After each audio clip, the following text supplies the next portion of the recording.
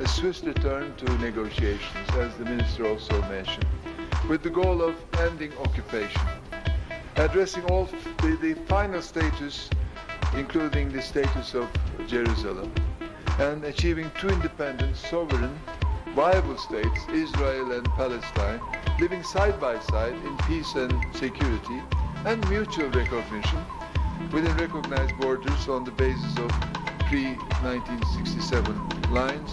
As an impartial President of the General Assembly, I must also reiterate that the United Nations position on Jammu and Kashmir is governed by the United Nations Charter and applicable Security Council resolutions.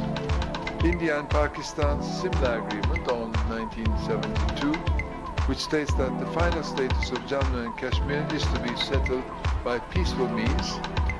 Pakistan is my second home in a way.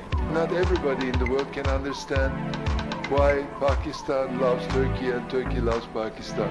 This is not something economic or built on financial reasons. It's from the heart. It just came out. And we lived for decades like that.